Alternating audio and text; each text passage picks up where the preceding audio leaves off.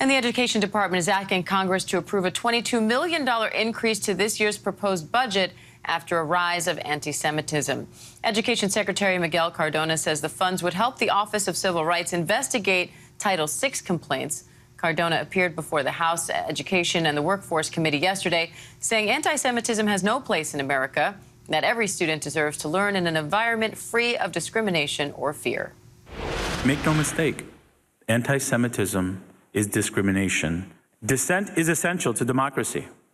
But dissent must never lead to disorder or to denying the right of others so students can finish their semester and their college education. Hate has no place on college campuses.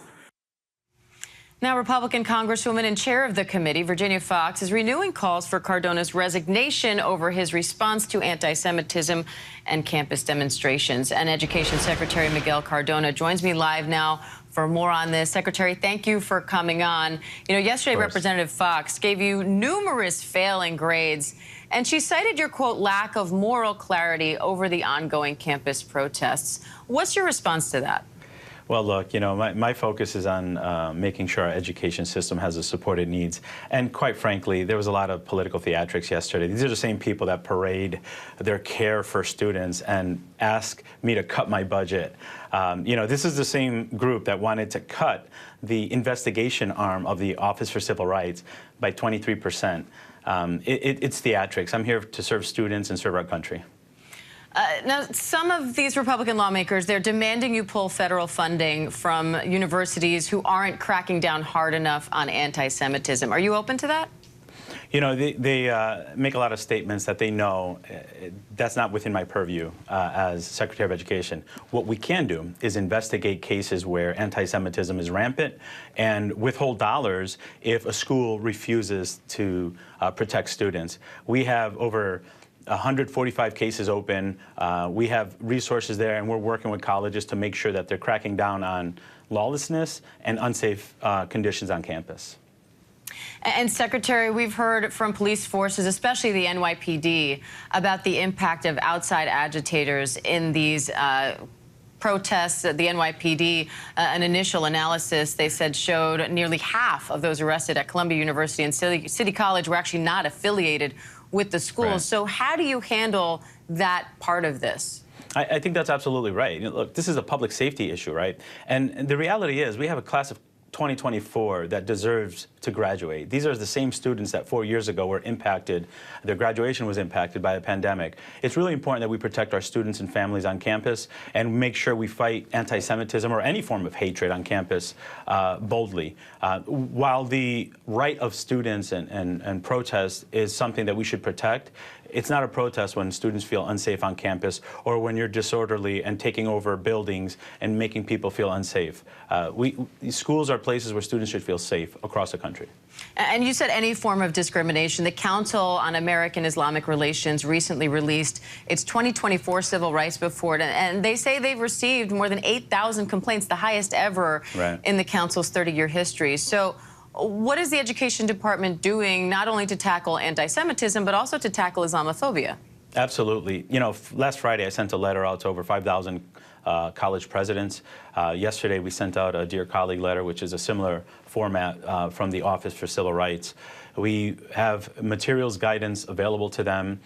We have technical assistance where we want to work with them to make sure that they know what to do. This is a challenge to protect free speech, but also make sure schools are safe. We want to work with our schools, but we're not going to tolerate anti-Semitism. We're not going to tolerate anti-Arab or anti-Muslim sentiment on our campuses. That's unacceptable, that's un-American, and we're committed to it. And part of that commitment is going to Congress and saying, instead of just talking about it or standing behind a podium boldly, provide the funds that we need to get investigators. The $22 million request that I have is for investigators to close these cases out and provide the order that we need on our campuses. So it's a little hypocritical to, you know, make a big grand show and then try to cut the budget that gives us the authority and the power to make change on campuses.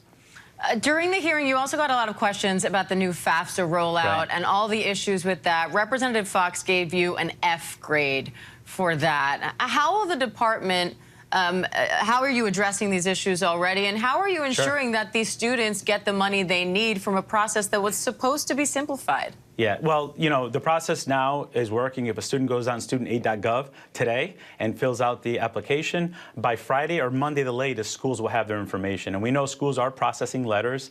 We've devoted $50 million to help for those students who have not yet filled it out. There were delays, and we're committed to making sure we get it right.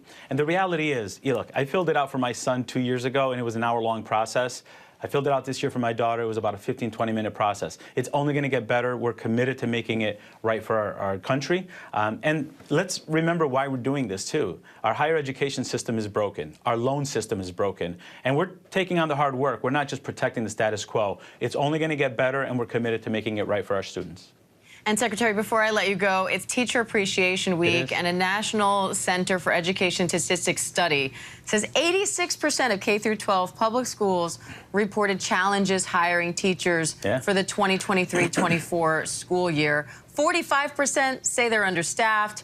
What do you think, what's causing this shortage, and what is the department doing to try to fix it?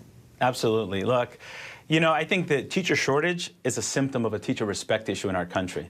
You know, when I'm having to challenge and remind the folks the Education Committee, especially the Republicans who are trying to tear down the budget, that we need to defend public education, not defund it. That's part of the challenge, right? But what we're doing at the Department of Education is investing over $2 billion in teacher professional development, grow your own programs, and just lifting up the profession. You know, teachers on average make 24% less than people with similar degrees in other professions. Instead of talking about Teacher Appreciation Week and just, you know, when the week comes up, let's show them respect and give them a competitive salary, make sure we honor the profession the way it should be honored. Our students deserve that. When we invest in our teachers and we show them respect, it's showing respect to the education system. And this country is not going to grow without a strong education system. I'm an example of public education and what it can do.